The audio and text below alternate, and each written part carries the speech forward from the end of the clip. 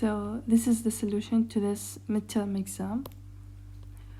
The first question tells us that what is the difference between the original version of hill climbing and the steepest descent hill climbing?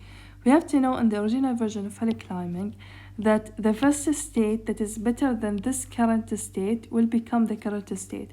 While in the steepest descent hill climbing, we will generate all the node, the children of the current state, and we will select the best one to be the current state. The second question is, what is the main difference between the best first search and the A-star algorithm? In the A-star algorithm, we consider the distance, while in the best first search, we don't consider the distance. Why we do ignore G in the AO-star algorithm? Because sometimes the longest path is better than the shortest path. So when depth first search might perform better than the best breadth first search when the goal can be found in many branches. So let's say we have, for example, this, and let's say, for example, if we are going to the depth first search, we are going deep here, so the goal might be here, the goal might be here, because we might go deep through here or here.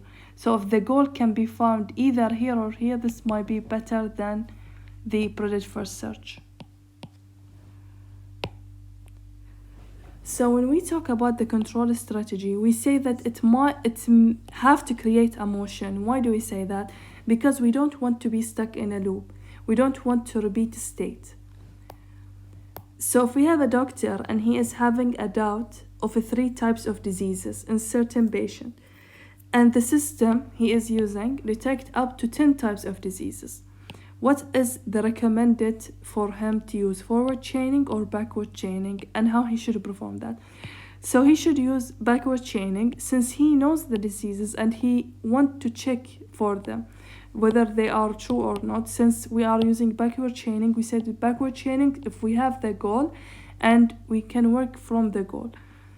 So why approximate matching is considered to be sensitive? Because, for example, if we talk about speech recognition, it should be flexible, that we should recognize different voices, but not that flexible because let's say we have more than one voices, we have 2 or 3 voices, so to recognize all the voices. That's why it's called approximate matching. If we have this minimax algorithm tree and we want to do alpha beta cutoff, so we are going here through the minimum from this. Let's go through here first. What is the maximum from these minimum ones? It is 9, right? So what is the minimum between 7 and 9? It is 7. So we will go here and set alpha as 7 and beta as 7 through this level. So we have 4 and minus 1. What is the maximum? It's 4. Since we go up here and set it as 4, so is 4 less than, since we are at the minimum level, is 4 less than or equal to the beta? Of course, 4 is less than 7, so we cut everything after it here. We can go here. What is the maximum? Of course, we have only 2, so we'll have here. What is the minimum between 9 and 2? It is 2.